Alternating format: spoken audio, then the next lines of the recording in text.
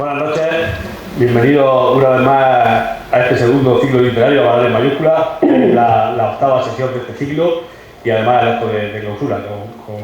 Con la presentación del libro de hoy de Isabel, pues se cierra este segundo ciclo que arrancó en el mes de septiembre, organizado por la librería de Victoria Lucas. Es una noche un poco con un sabor triste porque se nos acaba el ciclo, pero a la vez estamos muy contentos de estar aquí con nosotros esta noche. La verdad es que es un orgullo para el pueblo de Alarán que esta noche estés aquí con nosotros para presentar tu libro La Dueña. Isabel Sebastián, ¿qué decir de Isabel Sebastián? Es una de las grandes periodistas y escritoras de este país y además pues yo creo que también ya es historiadora, porque al escribir los últimos libros para documentarte creo que tienes que convertir en una auténtica historiadora. Ha trabajado en su carrera como periodista, su trayectoria profesional pues es envidiable para cualquier persona que esté en la Facultad de Ciencias de la Información. Está claro, ha trabajado en radio, en prensa y en televisión, en los medios de comunicación más importantes de este país. Lleva más de 30 años en la élite del periodismo, aunque hoy está aquí como escritora para presentar su libro La Dueña, pero creo que es inevitable nombrar su carrera como periodista. En radio ha trabajado en la SER, en la COPE, en Onda Cero, en televisión, prácticamente Antena 3, 5, 4, 13 TV, Popular TV, Televisión Española, en El Mundo, en La Razón, en el ABC, o sea que creo que es imposible llegar a perdón. En La Razón, perdón. En El Mundo y en El Mundo y la Sexta. No, es que estamos aquí. En El Mundo y la ABC, perdón. Y creo que bueno, es imposible una trayectoria profesional pues mejor que la Isabel Sebastián, está claro. Nosotros te damos la bienvenida a esta tu casa. Nos gustaría que cuando quisieras vinieras, si quieres para hacer turismo, si quieres para conocer la fiesta. Yo he dicho muchas veces en la fiesta está en mi gloria y tengo que decirlo. La fiesta de Alarán tiene un día que para mí ya se ha convertido en el día más grande de las fiestas de este pueblo, que es el día de los gigantes cabezudos, y el esposo de Gloria, Pepe, es responsable de eso. Entonces, cuando quieras venir, pues invitada estás a Alarán, a venir a pasar un rato a gusto con nosotros. Con ella está Gloria, que va a ser la que va a presentar esta noche acompañando la presentación junto a Isabel. Gloria es una barranera, profesora, y además fue concejal de Cultura, también en la legislatura 2007-2011. Yo me pregunté fechas y historia, pero no... Perfecto, y esta noche pues, está aquí también vinculada a la actividad y muchísimas gracias por colaborar esta noche con esta actividad cultural. Bueno, pues todos los datos estos que he dado de Isabel, un poco también, además de, por supuesto, que es inevitable estar aquí ya para que conozcamos un poco la envergadura de esta actividad cultural que tenemos esta noche aquí, que nos trae otra vez la librería Victoria Lucas, que ha convertido en un referente a hablar dentro de la agenda cultural en 6 meses, 3 meses del año 2021 y 3 meses del año 2022.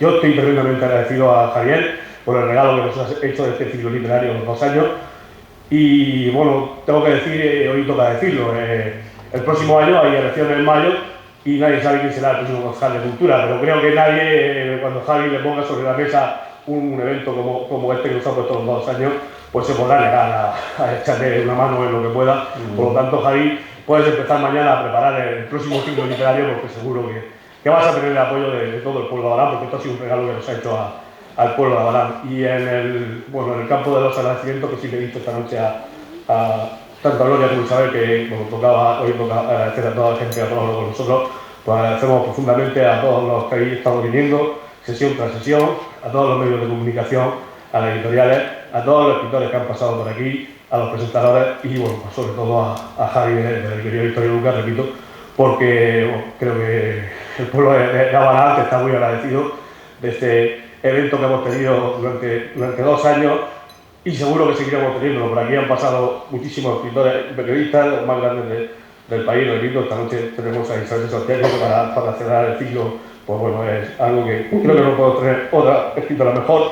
Y además, deciros que, como siempre, después de que termine, yo pasé la palabra ahora a Gloria, cuando termine Gloria de hablar con Isabel y de presentar el libro, se abrirá un pequeño turno de palabras.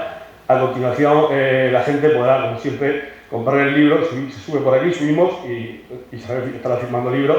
Y bueno, hoy es el último día y dijimos que se iba a sortear este cartel que se hizo tan maravilloso con la firma de todos los escritores y escritoras que han pasado por aquí. Pues justo antes de esa firma se procederá al sorteo, que ahí en la puerta he estado regalando los boletos y haremos un pequeño agradecimiento a Javier de la librería Victorio Lucas. Por mi parte, nada, muchas gracias, disfrutar de la noche y el año que viene más, mejor, lo dudo, pero más seguro porque Javier estará preparando. Muchas gracias.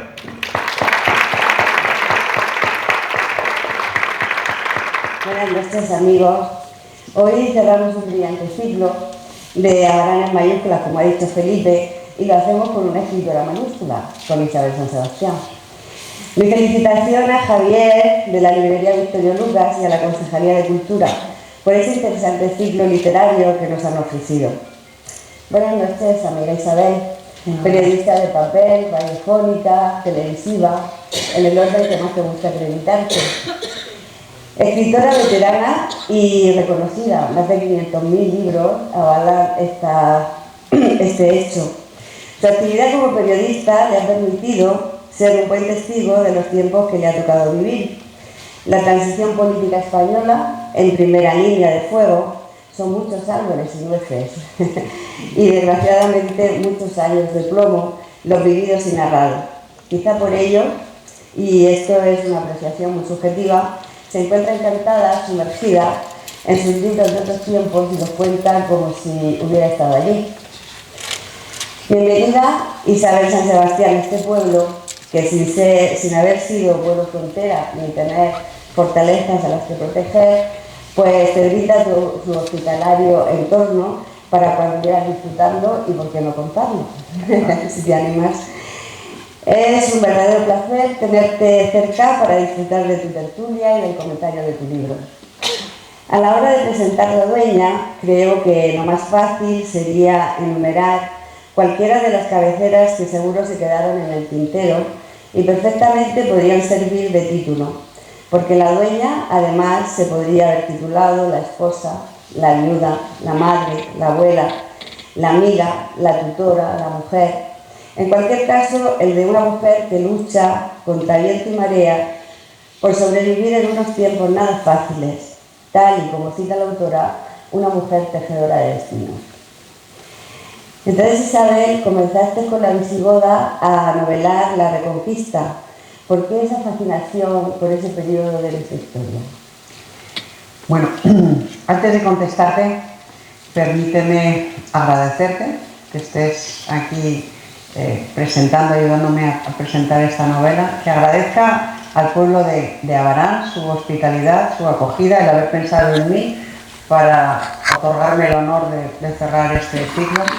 A todos ustedes que están aquí, que han acudido a acompañarnos, a ayudarnos, a compartir con nosotros este viaje en la máquina del tiempo. A mí siempre me gusta decir que mis novelas las concibo como máquinas del tiempo, en las que embarco a los lectores y me los llevo de viaje. Nos vamos juntos de viaje a algún escenario histórico y a algún momento histórico concreto.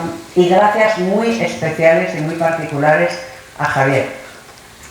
Yo no le conocía personalmente. Cuando me dijeron en la editorial que había un librero joven aquí en Abarán que organizaba este tipo de cosas con mucho entusiasmo, que se preocupaba mucho, que trabajaba muy duro, que se quería venir, dije que sí, por supuesto, porque los escritores no existiríamos sin los libreros, ni los libreros sin los escritores, pero esto es una unidad y los dos elementos son absolutamente indispensables.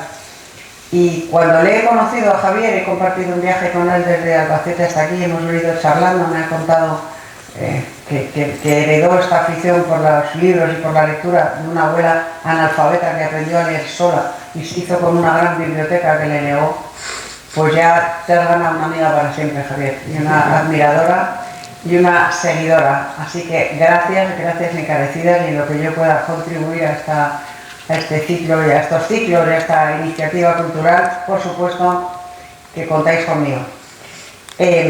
Y ahora se me ha olvidado preguntar, ¿verdad? Pero estaba preguntando que por qué esa fascinación. ¿Por qué La Reconquista? Pues mira, fue un poco por casualidad. Yo empecé escribiendo La Visigoda hace 20 años porque mi amigo José Luis Albín, un grandísimo periodista, él sí un grandísimo maestro de periodistas y un grandísimo periodista, que era mi vecino en Cudillero, en Asturias. Estando una vez compartiendo un concierto en Pravia, yo vi una placa que había en la iglesia de Pravia. Pravia fue la segunda capital del Reino de Asturias, una ciudad muy antigua. y había una placa de recordatorio a los reyes holgazanes. Y yo no había oído en mi vida hablar de los reyes holgazanes, y le pregunté a Balbín, oye Balbín, ¿esto de los reyes holgazanes qué es? Y me dijo, pues eran unos reyes de la monarquía asturiana que en vez de combatir a los moros les pagaban tributos, como el de las 100 doncellas y eso, y entonces la historia los llamó reyes holgazanes. Y a mí aquello me fascinó y dije, pero esto tiene una novela preciosa. Y me dijo, pues escríbela. Y como yo soy muy dada a aceptar ese tipo de retos, pues allá que me lancé a escribir La Visigoda, que efectivamente es la historia de una chica que es entregada como parte del tributo de las 100 doncellas en el siglo IX, a principios del siglo IX. Cuando terminé La Visigoda, mi editora me dijo, ahora quiero que me cuentes la historia de los padres de Alana. Y yo le dije, pero si Alana es un personaje de ficción. Y me dijo, pues eso, pues sí, cuéntame la historia de sus padres, sigue. Y entonces escribías tú. Después escribimos los otros libros y después, como en Alana me había topado con La Visigoda, con el Camino de Santiago, se me ocurrió novelar el origen del Camino de Santiago y surgió La Peregrina. Y al conocer muy bien la historia de Santiago y los orígenes del Camino de Santiago y tal, pues conocí la leyenda histórica o historia legendaria de las campanas de Santiago que se llevó al Manzor, a Córdoba, y las convirtió en lámpara. Y entonces escribí otra novela, Las campanas de Santiago. Y presentando en Córdoba Las campanas de Santiago, ante una pregunta que me hizo alguien, dije, la verdad es que la Reconquista española es una epopeya tan absolutamente fascinante que merecería ser novelada entera. Y toda la sala, que era pues una sala como esta, llena de gente, se puso a aplaudir. Y cuando yo volví a Madrid les comenté a mis editores, me ha pasado esto. Y me dijeron, ¿y tú te atreves a novelar toda la Reconquista? Y dije, pues si vosotros os atrevéis a editarme, yo la novela.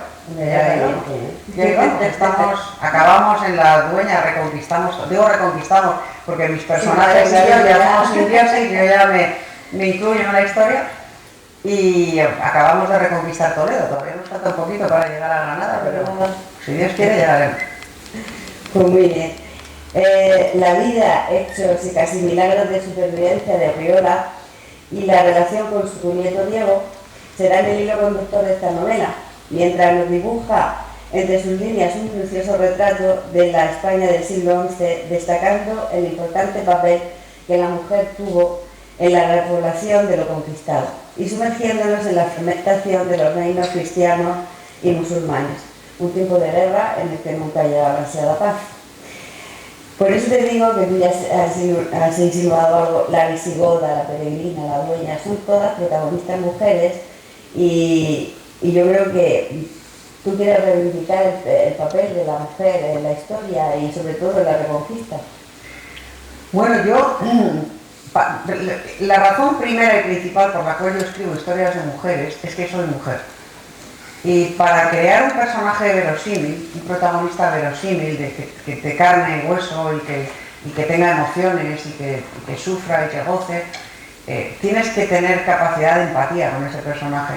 Yo he novelado personajes masculinos, mucho peor que los femeninos, las cosas como son, porque yo soy mujer y por ejemplo, el otro día me decía Antonio Pérez Henares, un gran novelista amigo mío, me decía, es que en La Dueña hablas de un parto y en otros libros tuyos hablas de parto. Yo soy incapaz de escribir un parto, claro. Efectivamente, ¿por qué no lo has pasado? Yo sí soy capaz de describir un parto, ¿no? Entonces, esa es la razón principal. La segunda y no menos importante es que efectivamente la historia, y sobre todo la historia alto medieval, ha despreciado por completo a las mujeres, las ha ignorado. Los cronistas medievales despreciaron en general a la gente llana, a la gente normal. Escribieron únicamente sobre altos dignatarios de la Iglesia, clérigos y reyes. Y todo lo que no eran reyes o altos dignatarios de la Iglesia lo ignoraron. Con lo cual a las mujeres las ignoraron, excepto cuando eran reinas, en cuyo caso escribían 3 líneas sobre ellas, y no más. De la reina Urraca, por ejemplo, la hermana del rey Sancho de Navarra, que se casa con Alfonso V, la historia nos dice eso, que era hermana de Sancho III, y nada más, y que se casó con Alfonso V, y nada más, no nos dice más. Entonces a mí me parecía que era de justicia rescatar de ese olvido, de ese desprecio, a todas esas mujeres que efectivamente fueron determinantes en la Reconquista, porque toda la Reconquista fue una larguísima guerra no solo de cristianos contra musulmanes, sino en muchos periodos, como por ejemplo este siglo XI, de cristianos contra cristianos, y de reyes contra condes y condes contra reyes y contra magnates alzados en armas. Es un periodo de inestabilidad y de turbulencia y de guerra y de mortandad masculina altísima en los campos de batalla. Y ante esa ausencia de hombres, alguien tuvo que hacerse cargo de la situación, de las casas, de los cultivos, de los hijos, de las tenencias que eran repartidas a esos pequeños caballeros de frontera para que las defendieran. Y ese alguien fueron las mujeres. Mujeres absolutamente ignoradas. Entonces yo no es que haga un ejercicio de literatura femenina ni de nada de eso, también no me gusta. Yo creo que existe la literatura, ya está, ni masculina ni femenina, existe la novela y la literatura y ya está. Pero sí me parece que es de justicia rescatar el papel de esas mujeres. Y me parece que eso lo puede hacer mucho mejor una mujer que un hombre. Y en general es verdad que yo no creo ni en la literatura masculina, ni femenina, ni nada, pero en general es verdad que en las novelas escritas por hombres hay más batallitas, más recrearse en cómo entra la espada y cómo recorta las tripas y cómo salen los intestinos y tal y cual. Exacto, se recrean más en eso y yo pues me recreo más en otras cosas, como la astucia, como la amistad, como el tejer tramas de amistad, como el amor en todas sus manifestaciones, y en este caso de Oriola, el de una abuela, que eso sí que no está en la literatura contemporánea. Nadie escribe de abuelos salvo para ponerles verde. También existimos, Y tanto que existimos, es más, desempeñamos un papel fundamental y además somos felicísimas. Claro. Bueno, y entonces, a la hora de documentarte para escribir tus personajes y tus libros, ¿cómo lo haces para tener un recuerdo histórico como el que llevan tus novelas? Estudiando mucho. Yo antes de ponerme a escribir una novela me paso un año y medio largo estudiando el periodo, estudiando a los personajes principales de ese periodo, el contexto, buscando información aparentemente secundaria, pero por ejemplo estudiando cómo era el vestuario, cómo eran los tejidos, cómo eran los alimentos que se consumían, lo cual no es fácil de encontrar, pero bueno, buceando en donaciones, por ejemplo, en ajuares domésticos con los cuales determinadas mujeres de la nobleza entran en conventos, etcétera, etcétera, y luego localizando los escenarios.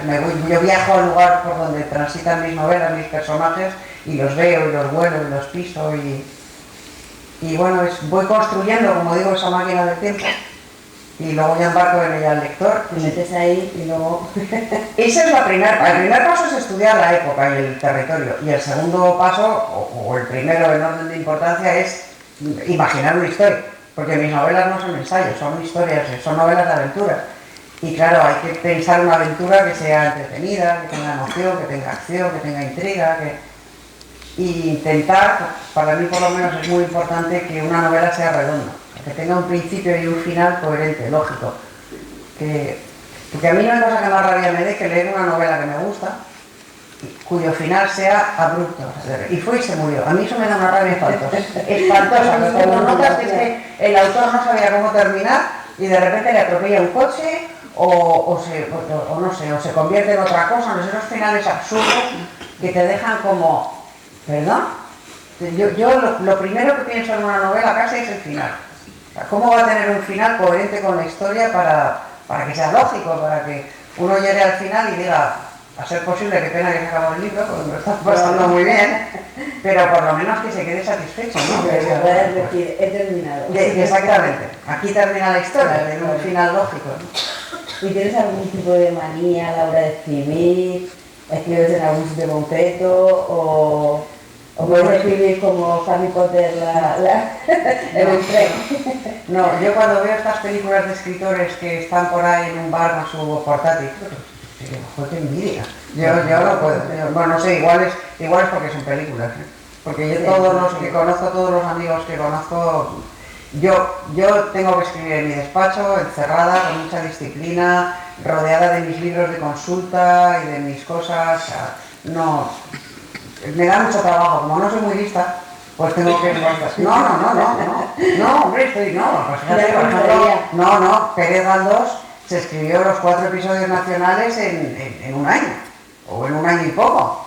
eso es porque era muy listo, era muy inteligente, tenía una grandísima capacidad de trabajo. Y Fortunata y Jacinta, pues en 4 meses. Yo no. Yo necesito tiempo y necesito mis libros y necesito consultar y necesito pensar mucho y trabajar mucho porque no soy tan lista. O sea que una buena cosa... Ni siquiera lo intentamos, o sea que... No, está muy bien. no, esto de las musas y la inspiración y tal, en mi caso no es tal. Yo es trabajo y disciplina. Pero decía que la musa no se encuentra trabajando, ¿no? O sea que si tú estás ahí... Sí, efectivamente.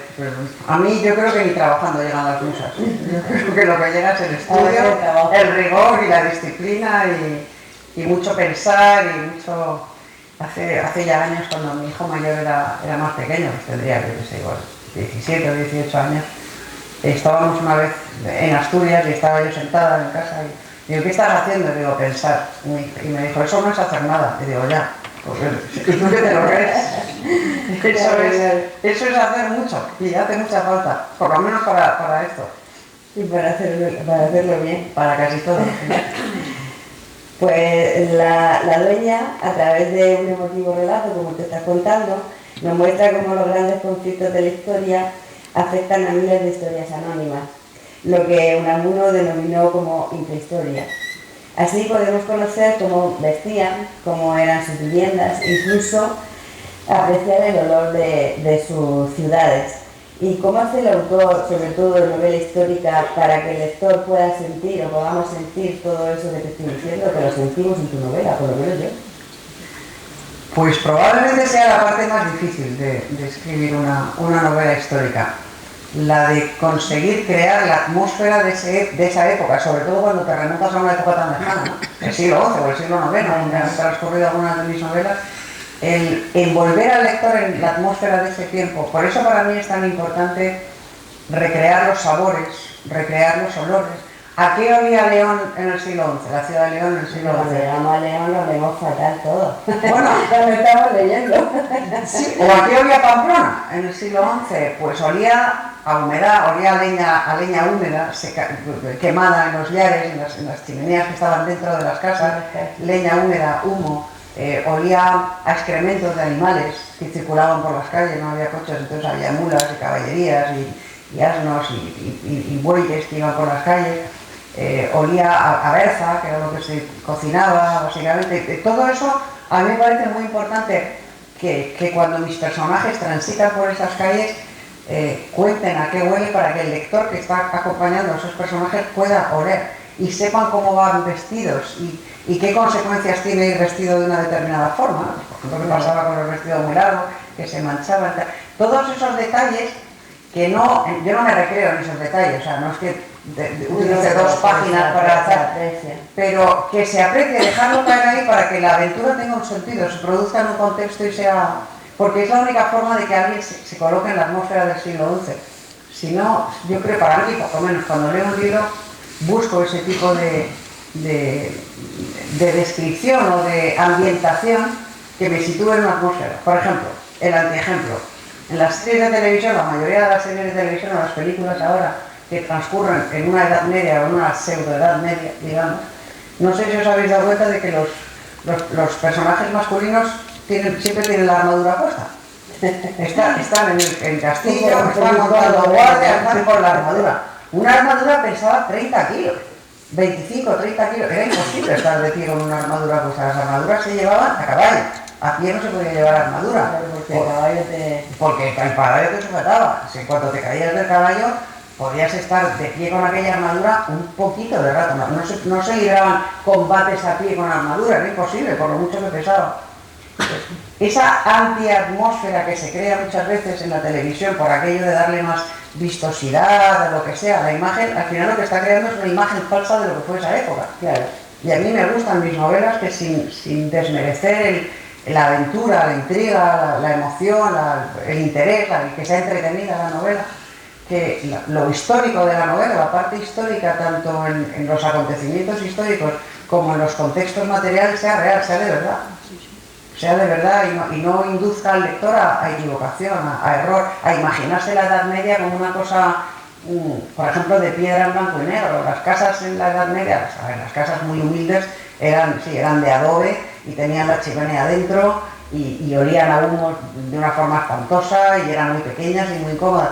Los castillos y las tenencias, las torres un poco más elevadas en estatus, no eran de piedra, estaban enlucidas, estaban encaladas y muchas veces con frescos pintadas, porque a los habitantes de la Edad Media, igual que a los habitantes de la Antigüedad, les chiflaban los colores. Claro, es que como les gustaban mucho los no colores. Como no había nada de eso, no se imaginan que en el siglo XI todo era piedra, no. Había cal y encima de la cal pintaban imágenes y las iglesias estaban llenas de frescos y las torres estaban llenas de frescos o de tapices coloridos y de alfombras. O sea, no vivían en blanco y negro como vemos lo que ha quedado ahora, vivían en colores. Ahora cuando y les gustaba mucho. y vemos que te ha pintado y dices, que claro, pero es que así no era. era porque no estás acostumbrada. Claro. Pero es que era así, claro, igual que en Roma o en Grecia, los templos griegos no eran de piedra blanca, estaban llenos de colores y de figuras de colores. El pórtico de la Gloria, por ejemplo, de la Catedral de Santiago, que ahora han restaurado, conserva parte de sus colores, no todo, porque los británicos, no sé si lo sabrán, cuando los británicos en el siglo XIX hicieron una réplica del pórtico de la Gloria para llevarse al Albert Victoria Museo, al museo que lo tienen ahí replicado el pórtico de la Gloria, y yo la primera vez que lo vi dije, coño, pero si esto es de Santiago, de Compostela, esto que hay de aquí, el pórtico de la Gloria, lo replicaron, y para hacer la réplica pusieron un molde de escayola al pórtico de la Gloria, y al quitar la escayola se llevaron los frescos, los colores. ¿En serio? En el siglo XIX. Un pórtico del maestro Mateo que es una auténtica maravilla y cuyas figuras que son todas de colores. Yo lo comentaba porque la restauración todavía salía un color, pero claro, no con la intensidad ni claro. Estaba. Pero están, pues la Edad Media era en colores y por eso yo en mis novelas, en las torres y en las casas, pongo que había alfombras de piel, que había tapices en las paredes o pinturas. Me gusta hacer eso porque para que el lector que viva conmigo esa aventura viva la aventura de verdad, como si se estuviera acompañando físicamente a Auriola, que está ahí con su nieto protegiéndole de los muchos avatares que le toca vivir en su vida, pobrecito también. Claro. Y además Auriola, cuando ya es abuela, también nos cuenta los achaques que tiene y que no tienen todavía la ciencia como para las cataratas, que se queda sin dientes, ¿no? Todo eso también te hace que tú entres en el mundo de la dueña. Otra de las cosas, por ejemplo, que la televisión ha hecho un daño espantoso y el cine. Vosotros os fijáis cuando ves una serie de vikingos, por ejemplo, tienen los dientes radiantemente blancos. No ya normales, sino blanqueados. O sea, es que los vikingos no tenían los dientes blancos. Para empezar, casi todos no tenían dientes, o tenían muy pocos dientes, habían perdido la mayoría. O sea, todas estas cosas a mí me gusta explicarlas, ya digo, no como si fuera un ensayo o un manual sociológico del siglo, pero sí a mi dueña, claro, a mi dueña Auriola pues se le van cayendo las muelas y cuando se le cae la última dice, ya no voy a poder comer dulces de avellanas, como a mí me gustan, ni de nueces ni de avellanas, porque están muy duros y no puedo masticar bien. Y cuando cumple una edad a la que no era frecuente llegar, pero ella llega y algunas mujeres llegaban, y hombres también, generalmente frailes, porque los jóvenes morían en combate y las mujeres también de parto, pues ya no ve, tiene cataratas, y en todas las cataratas no se operaban. O sea, de hecho la edad era una condena prácticamente segura a la ceguera. Todos esos detalles, sí, que no es que la novela sea eso, la novela pasa es una historia de una mujer que sale de su casa en Navarra, llega a León y se casa con un franzón, y tiene que proteger su tenencia de su torre de las embestidas enemigas y amigas, en fin, de las traiciones. Yo te oí en alguna entrevista que la dueña tiene mucho de ti y de tu madre, ¿no? Sí, tiene mucho de mí. De mí tiene algunas cosas, algunos rasgos de... Por ejemplo, cuando le sale el mal genio, eso es mío, porque mi madre no tenía mal genio, pero cuando hace gala de una resistencia feroz a la edad, a la adversidad, a los dolores, etc., esa era mi madre. Mi madre era navarra, como Auriola, era así una mujer alta y guapísima como Auriola, y era recia, pero recia, hasta el extremo de que la única vez en su vida que estuvo, o por lo menos que yo recuerdo haberla oído quejarse de algo, fue porque le dio un ataque de lumbago, un ataque feroz de lumbago que no se podía poner de pie, no se podía enderezar. y como no se podía enderezar y tenía que estar agachada, así doblada, decidió que iba a hacer algo útil y encerró todo el suelo del salón. ¡Qué fuerte! Esa era mi madre y en ella está inspirada Urriola cuando hace lo que hace y viaja como viaja y se sobrepone a las dificultades y a las adversidades a las que se sobrepone. A mí es verdad que mi madre fue una gran inspiración. Pues me parece muy bien. Pues es algo que no se debe preguntar porque nunca se debe decir qué hijo es el favorito. Pero aquí te voy a preguntar qué prefieres, literatura o periodismo. Uf, ahora mismo literatura con diferencia. Sí, ¿verdad? Sí, porque los libros me dan muchas alegrías y la política, que es a lo que yo me dedico en periodismo, pues no me da más que disgustos, las cosas como son. Y luego porque la Reconquista ya sé cómo acabó. Y acabó bien. Acabó bien. Y ya sé cómo acabó. Entonces, aunque mis libros cada uno tiene un desenlace, porque son historias que siguen la Reconquista, pero que son historias de ficción, de personajes de ficción, que tienen sus tramas, y aunque ellas terminan como terminan, el conjunto de la epopeya histórica que yo quiero novelar ya sé cómo acabó, y acabó bien. Si me dices cómo va a acabar ahora la peripecia en la que anda metida España, pues no tengo ni idea. Y me temo muy mucho que no va a acabar bien. Es muy complicado. Es muy complicado. Así que ahora prefiero 1000 veces la literatura. Pero pensé que me lo preguntabas porque Auriola también tiene su nieto favorito. Que no debería. Pero, ¿qué quieres que te diga? Somos humanos. Y eso de no, yo los quiero a todos igual y los trato a todos igual y tal. Eso está muy bien en la teoría, pero en la práctica no pasa, en general. Que los trates a todos igual, pero que los quieras a todos igual. Bueno, no sé, todavía son, mis nietas todavía son muy pequeñas y sí, aún no tengo las mías también, referencias. Pero bueno, siempre hay uno que te hace más gracia que otro, no sé, sí, eso es humano, ¿no? Eso es humano. Yo no soy muy políticamente correcta, ni en la novela ni en la vida real. Yo tampoco soy mucho, porque no me parece necesario. Bueno, pues si quieres contar algo más sobre tu novela y los proyectos que tienes a largo o corto plazo. Pues me gustaría decir que efectivamente La Dueña es una novela de aventuras. Es una novela, yo creo que enganchosa, pero eso tienes que decir tú. Pero ya como yo he empezado a hacerte preguntas, yo creo que ya te doy a ti el... Es una novela que te atrapa y que te hace acompañar a Urriola en las distintas etapas de su vida y en sus distintas peripecias. Y a diferencia de otras novelas mías, en esta hay más emoción que la habitual. Yo siempre intento que en mis novelas haya una parte importante de emoción, pero en esta hay mucha. Hay mucho de mi vida, hay mucho de mi experiencia nómada, eso también hay en todas mis novelas. Yo tuve una infancia muy nómada, muy de ir de un sitio a otro, de aquí para allá, y eso se refleja en mis novelas. Hay mucho trabajo y hay mucha ilusión. Y nada más, y que espero que la disfrutéis, que quienes sois madres o sois abuelas, especialmente, porque esta es una novela que habla mucho del sentimiento de la abuelez, que es un sentimiento no solo de amor, sino de instinto de protección, igual que muy parecido al que se tiene hacia los hijos, ¿no? Que os sintáis reflejadas en ella y que muchas gracias por estar y espero que alguna pregunta, alguna pregunta o algún comentario o alguien que se anime el turno de preguntas. Alguien que se anime a preguntar algo o a decir algo o a criticar algo, que también se acepta la crítica. Si enciende la luz, Venga, una valiente. Que rompa el fuego. Que rompa el hielo. ¿Hay micrófono o viva voz? ¿Perdón? ¿Hay micrófono? ¿Hay micrófono? Bueno, con el permiso de la presentadora, iba a hacer 2 preguntas, pero la segunda... Bueno,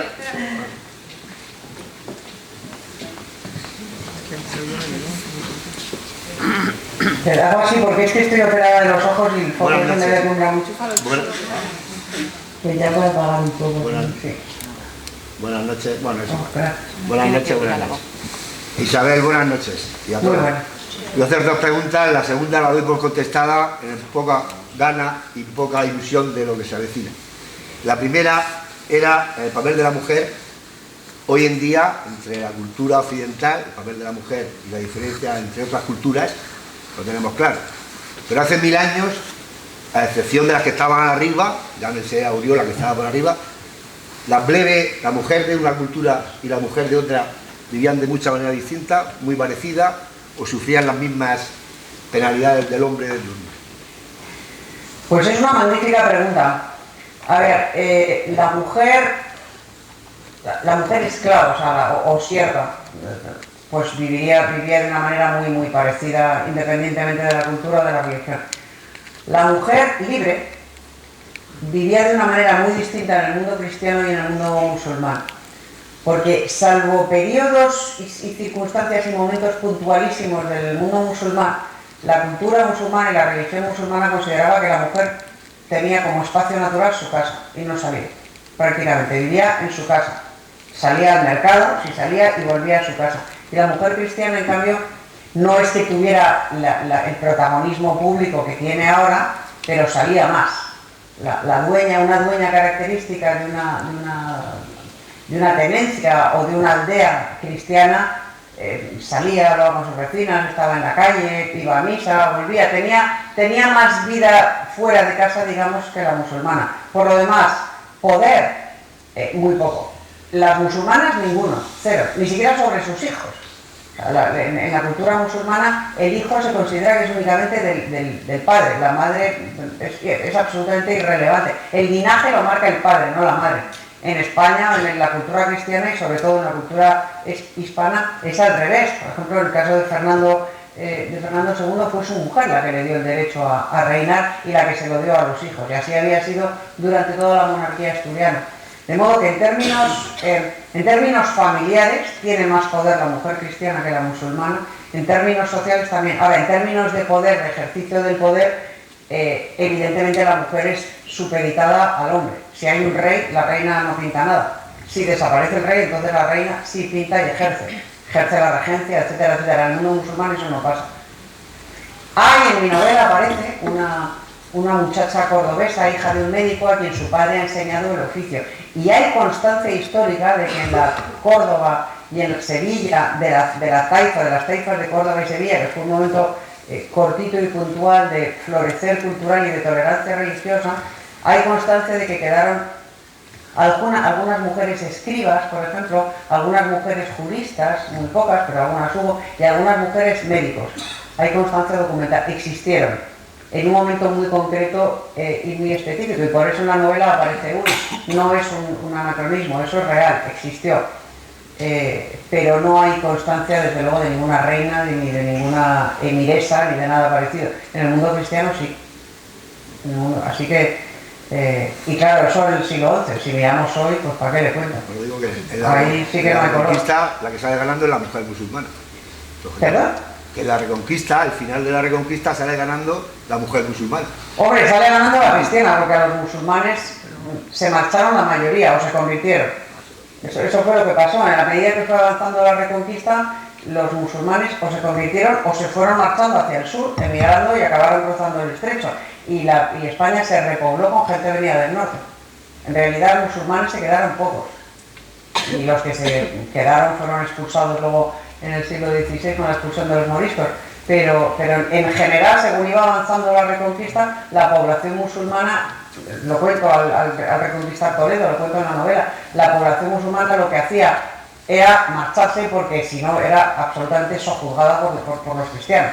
O sea, esto de la tolerancia y tal es un camelo, ni en un lado ni en otro hubo tolerancia. El vencedor fue en general muy implacable con el vencido, tanto en un bando como en otro, en los dos.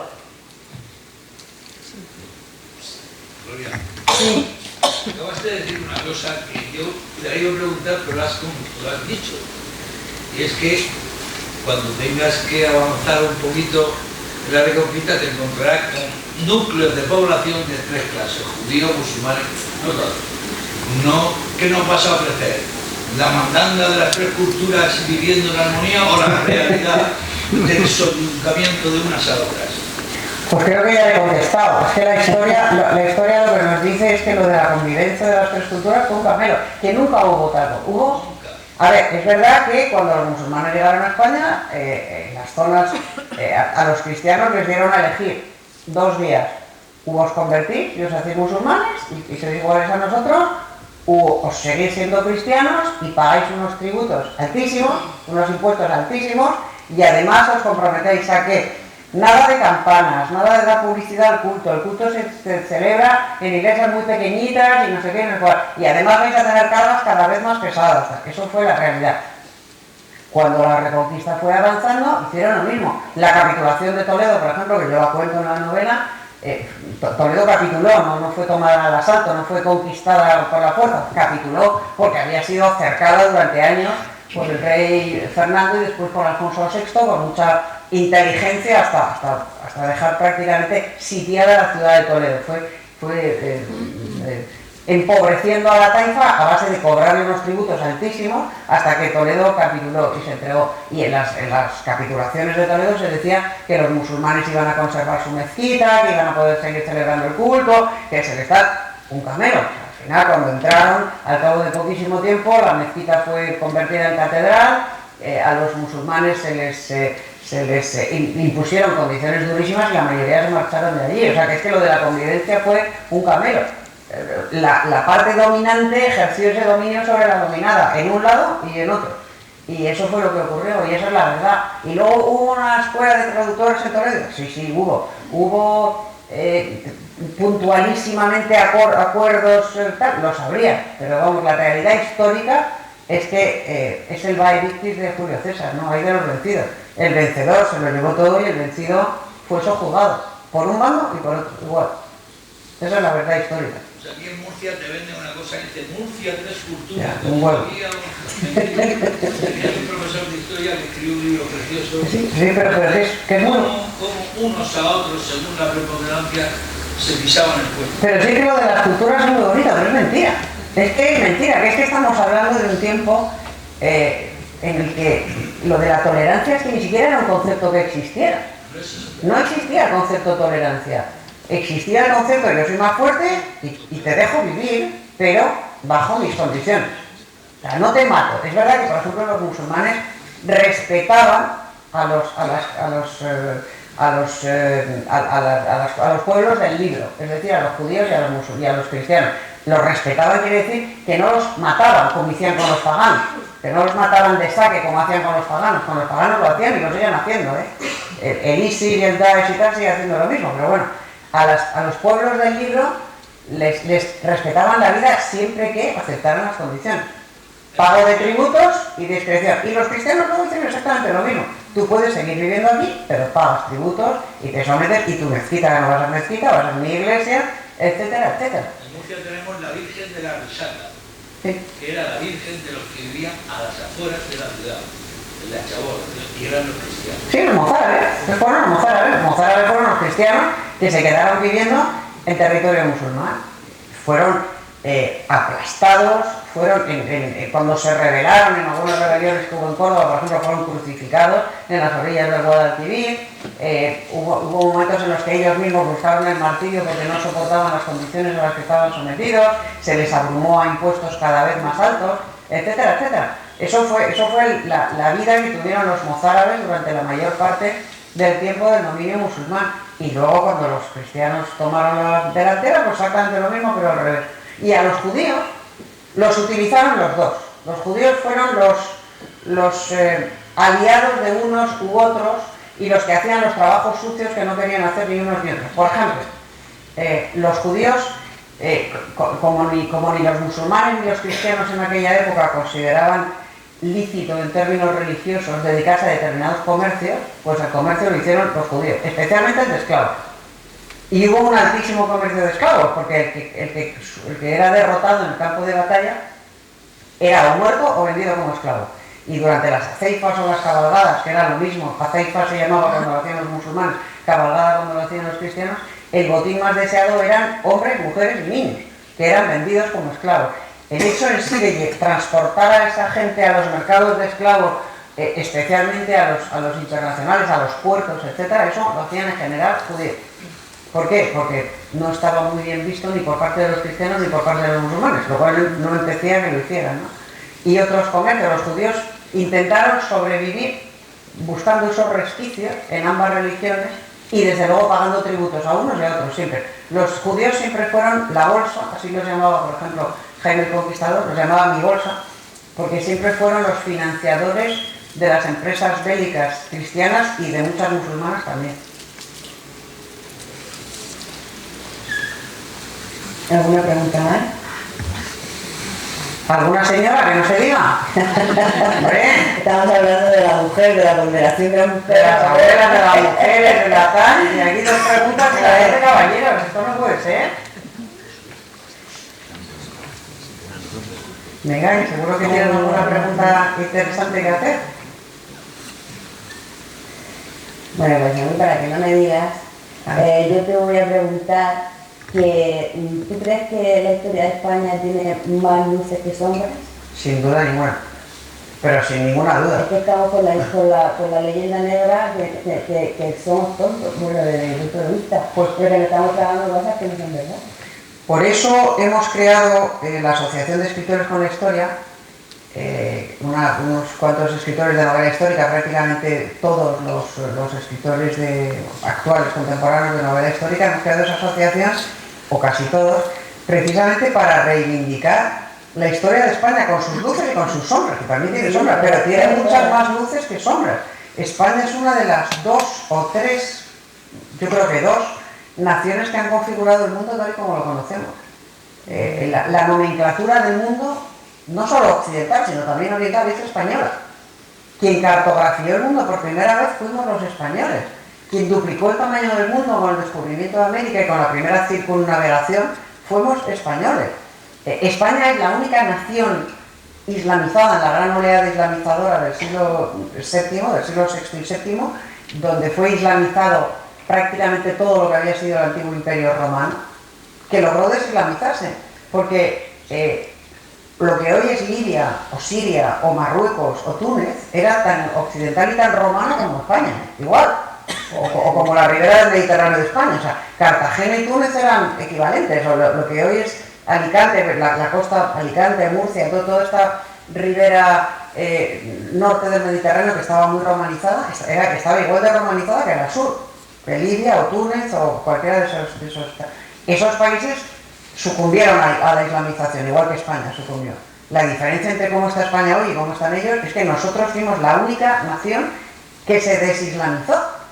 ¿Y eso hay que pedir perdón? Pues yo creo que no. Yo francamente creo que fue una gran hazaña. Yo estoy muy orgullosa. Que lograron, Como ahora me están enseñando lo contrario. Pero, hombre, fue una gran hazaña. Nosotros veníamos, al igual que la ribera sur del Mediterráneo, de estirpe romana. Teníamos estirpe romano-cristiano. Veníamos de la civilización, de la cultura romana o grecorromana y de la tradición religiosa cristiana. El Islam venía de Arabia. Y no se impuso por convicción, se impuso por la fuerza, a lo bestia, como se imponía entonces todo. Entonces, para mí, haber logrado primero concebir el proyecto de recuperar esa raíz y después ejecutarlo a costa de 8 siglos de lucha, me parece una proeza absolutamente fascinante, por la que no solo no hay que pedir perdón, sino que hay que estar muy orgulloso. Que ahora, a la hora de hablar de la Reconquista, parece que tienes que tener cuidado. Sí, parece que es porque me han hecho una estatua al Manzor y cosas de esas que ni te explicas. Bueno, a mí me parece muy bien que se haga una estatua al Manzor. O sea, el Manzor, desde el punto de vista andalusí, fue un grandísimo caudillo. Pero grandísimo, o sea, llevó al califato a su época de máximo esplendor. Para los cristianos fue terrorífico, claro, 56 aceifas y millones de esclavos y de destrucción, fue espantoso, pero desde el punto de vista andalusí, pues evidentemente merece una estatua, hay muchas. Y España también es tributaria de la cultura andalusí. Lo que pasa es que sus orígenes eran otros, que nos han dejado los musulmanes la Alhambra de Granada y la Mezquita de Córdoba y una gastronomía maravillosa y determinadas técnicas agrícolas estupendas, sin duda ninguna, y bienvenidas sean.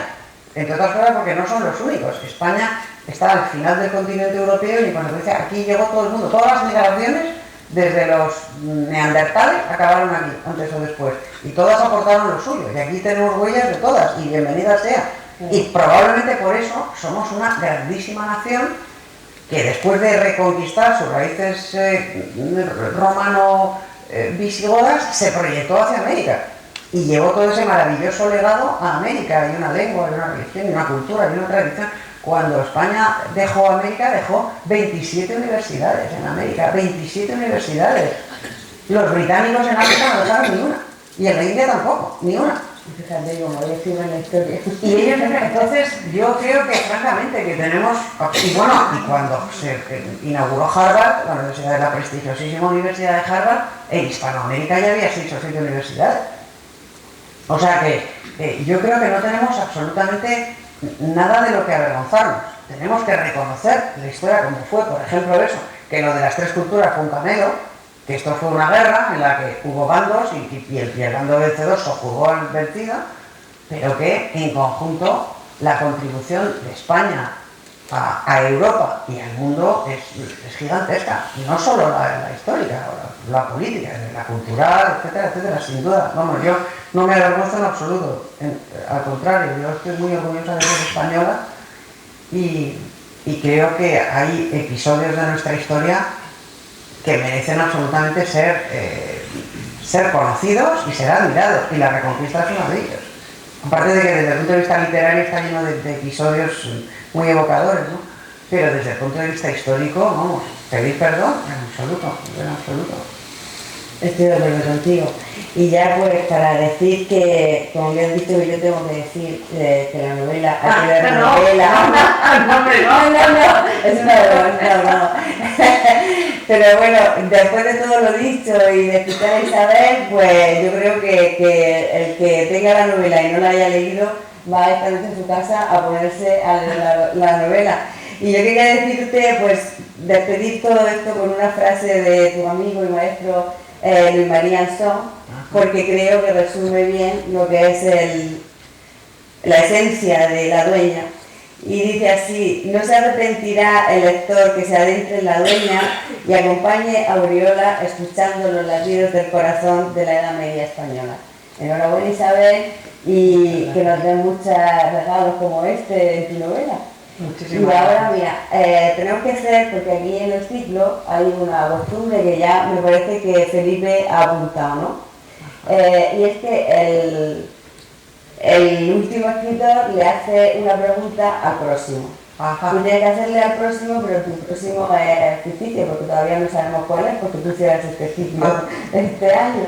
Y a ti te lo ha hecho, tu pregunta te la ha hecho Natural Preciado. Ajá. Que conseguimos porque ella lo comentó cuando nos dijo que te hiciera la pregunta a ti. Dice que bueno, que somos amigas, hemos trabajado mucho mucho, Sí. Y entonces pues te lanzo una pregunta. Ajá. Y ahí la tienes. A ver. Bueno, pues Maribel, es tu turno de dejar una pregunta para nuestra siguiente invitada, que será Isabel San Sebastián. Bueno, pues con Isabel he trabajado un tiempo, somos polos opuestos en muchas cosas, pero tuvimos una relación tan respetuosa y tan profesional, tan extraordinaria. Isabel me decía en mi tiempo: yo lo que quiero es hacer lo mismo que tú haces, es decir, escribir libros cuando sea mayor. Pues mira, me ha ganado la carrera de una manera tremenda, porque es que mucho más que yo, tiene más éxito que yo con sus libros, y lo que quiero es preguntarle esa herencia que yo me estoy planteando ahora, se lo contáis cuando venga, ¿qué recuerdo quiere que sus hijos, a los que sé que adora, qué recuerdo quiere dejarles a sus hijos? ¿Qué cosas esenciales quiere dejarles a sus hijos? Pues es verdad que Nati y yo hemos trabajado muchas veces, pensamos distinto en casi todo y hemos sido muy buenas compañeras, amigas, bueno, muy buenas compañeras, y nos hemos respetado mucho mutuamente. Así que le agradezco mucho, y además hemos hablado y ya sabe que sí, que efectivamente adoro a mis hijos, los adoro. ¿Qué herencia quiero dejarles a mis hijos? Pues seguridad, porque yo estoy segura, una de mis convicciones más íntimas es que lo que nos hace fuertes a las personas no es la adversidad, no es tener que sobreponernos a la adversidad. Lo que nos hace fuertes es que nos hayan querido cuando éramos niños. Eso es lo que nos hace fuertes. El haber tenido... Nosotros da una señal muy potente de identidad. Yo creo que es lo que nos hace fuertes es eso, la seguridad que nos da cuando somos pequeños el haber sido amados, el haber sido queridos, el haber sido aceptados. Eso es lo que nos hace personas fuertes. Yo espero haberlo logrado con mis hijos. Ellos ya son padres los dos y creo que están haciendo un excelente trabajo como padres, lo cual a mí me demuestra que yo no debería hacerlo muy mal como madre. Algo habría hecho. Y lo que les quiero dejar a mis hijos es esa seguridad en sí mismos, esa fortaleza y la capacidad de amar. Si les dejo eso, bueno, ya si les dejo la casa en Asturias, si lo termino de pagar y se la puedo dejar, ¡hombre! Eso ahora fuera, ¿no? Eso ya es un plus, porque la casa es muy bonita. Ojalá termine de pagar. Seguro que sí, con el éxito que tienes. A ver. Bueno, pues ahora tú tienes que hacer una pregunta a un escritor, porque no sabemos quién va a ser. No tenemos ni pistas de quién va a ser. No sé, si Javier nos dice algo, no hay pista. ¿No hay pista? No hay pista. No. Pues, ¿pero será de novela histórica o será de...? No sabemos. Sí. Uf, ¿qué le pregunto yo a alguien así sin saber que... No lo tengo que pensar. ¿Qué le pregunto yo a un escritor así en abstracto sin saber quién es? Desde la clara concreto. Pues mira, una pregunta así genérica, que yo me he hecho a mí misma muchas veces es: ¿qué te parece la forma en la que la industria cinematográfica española lleva al cine o a la televisión los libros de novela histórica, por ejemplo, en particular los de novela histórica escritos por españoles?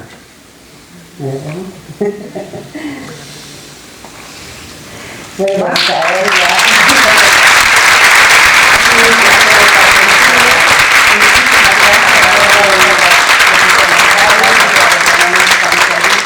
Un placer todo mío. Y nada, a vuestra disposición para firmar libros. ¿Aquí? Vale, claro. ¿Tenéis un rotulador? ¿Está aquí, no?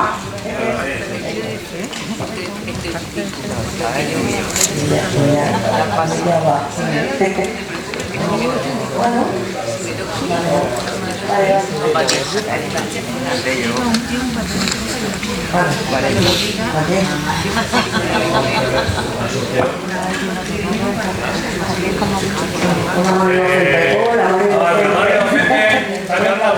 por ahí hay una niña. Venga. Los demás podemos hacer trampa.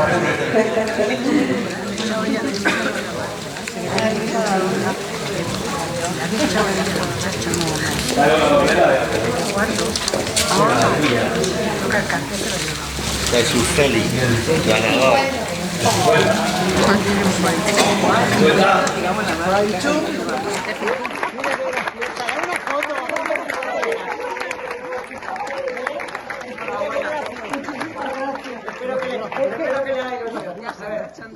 Nos pone el cartel para acá. Madre mía, sácame guapa, porque...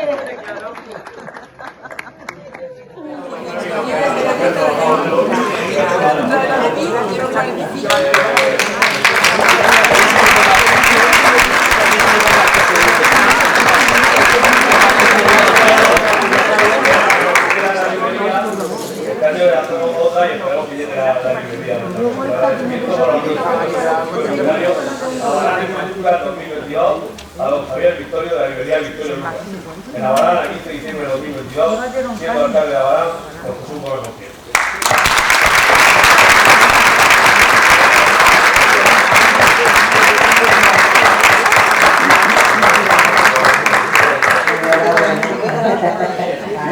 Javi, cuidado, Javi.